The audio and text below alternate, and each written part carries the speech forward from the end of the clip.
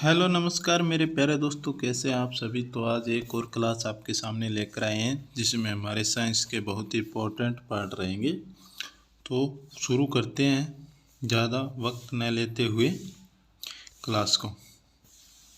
चंद्रमा पर वायुमंडल न होने का क्या कारण है? तो वहाँ पर सभी गैसों का वर्ग मध्य मूल वेग यानी कि उनके पलायन वेग से अधिक रहेगा, तो इसके कारण आपके चंद्रमा पर वायुमंडल नहीं पाया जाता। किसे एक कोश के शैवाल का उपयोग अंतरिक्ष में खाद्य की समूची पूर्ति करने के लिए लिया जाता है। तो क्लोरेला शैवाल है, तो उसको जो आपके अंतरिक्ष में जाते हैं ना वैज्ञानिक, तो वह साथ में लेकर जाते हैं। तो इससे आपका बहुत मात्रा में प्रोटीन मिलता है वैज्ञानिकों को, जिससे उनको ऊर्जा मिलती है, तो इसलिए इसे ले जाया जाता है। प्राकृतिक रबर किसका बहुलक है? तो आइसोप्रीन का बहुलक रहेगा आपका प्राकृतिक रबर। आगे बात करते हैं अगले क्वेश्चन पर। द्रव की चौथी अवस्था क्या कहलाती है? तो प्लाज्मा कहलाती है आपकी द्रव की चौथी अवस्था। प्रत्यावर्ती धारा की माप किसी यंत्र से की जाती है? तो तप तार या फिर एमीटर से की जाती है आपकी प्रत्यावर्ती धारा की। प्रकाश तरंगों के किस गुण से उनके अनुप्रस्थ होने का परिणाम मिलता है? तो ध्रुवण यानी कि पोलराइजेशन के कारण मिलता है प्रकाश तरंगों के गुण को अनुप्रस्थ होने का कारण। और जो ध्वनि तरंगें होती है वे क्या होती है? अनुदैर्घ्य तरंग होती है। हर प्रकाश की तरंग अनुप्रस्थ होती है। ध्वनि की तरंग आवृत्ति में गति नहीं कर सकती, लेकिन प्रकाश की सबसे तेज गति होती है किसमें? तो आवृत्ति वो के अंदर होती है, यानी कि जहाँ पर वायुमंडल नहीं होता वहाँ पर। एक वृत्ताकार वलय का गुरुत्व केंद्र कहाँ होता है? तो वलय वृत्त के केंद्र पर होता है। मानव रक्त का पीएच मान कितना होता है? तो 4.7 होता है। मानव रक्त में लगभग 7% रक्त पाया जाता है और 5 से 6 लीटर रक्त पाया जाता है मानव शरीर में। ठीक है दोस्तों, आगे बात करते हैं अगले क्वेश्चन पर। खनिज संरचना की दृष्टि से हीरा क्या है? तो हीरा कार्बन है, एक कार्बन का रूप रहेगा आपका हीरा। गति ग्रह का सिद्धांत किसने प्रतिपादित किया था? तो केपलर ने किया था आपका गति का सिद्धांत। हाइड्रोजन बम किस सिद्धांत पर आधारित है? तो नभ के संलयन पर आधारित रहेगा आपका न्यूक्लियर फ्यूजन पर। प्रोटॉन की खोज किसने की थी? तो रदरफोर्ड ने की थी आपकी प्रोटॉन की खोज। कौन सा पदार्थ पृथ्वी पर तीनों अवस्थाओं में पाया जाता है? तो आपका पानी रहेगा, जो ठोस, द्रव और गैस के रूप में भी पाया जाता है।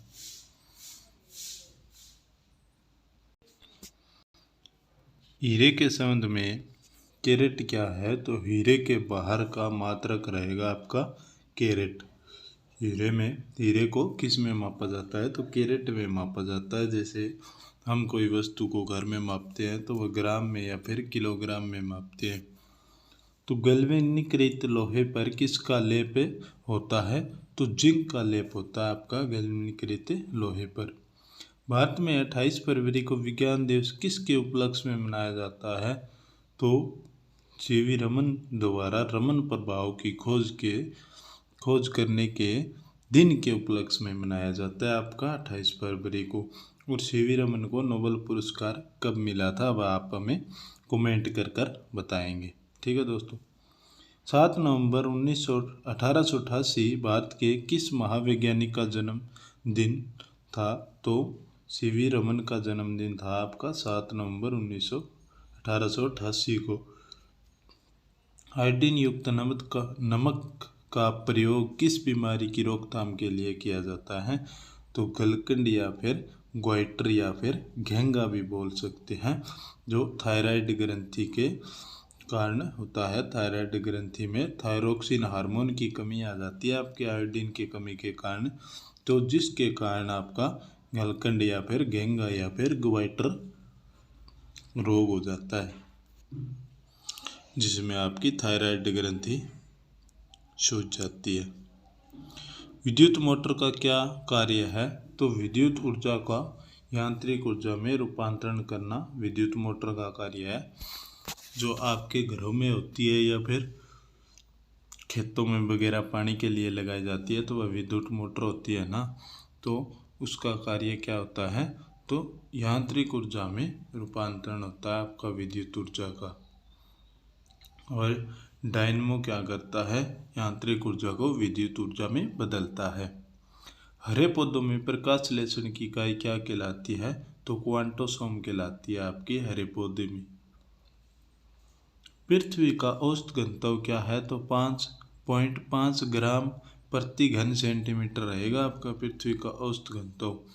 सूर्य सदैव पूर्व में निकलता है क्योंकि पृथ्वी पश्चिम से पूर्व की ओर घूमती है, तो इसके कारण आपका सूर्य पूर्व की ओर निकलता है और आप अपने अक्ष पर 24 घंटा में पृथ्वी घूम लेती है। और 365 दिन में एक पूरा साल होता है, आपको पता ही है। और लीप वर्ष आता है कितने साल बाद? 4 साल बाद। पौधों में वाष्पोत्सर्जन दर के निर्धारण के लिए किस यंत्र का उपयोग किया जाता है? तो पोटोमीटर का उपयोग किया जाता है आपका।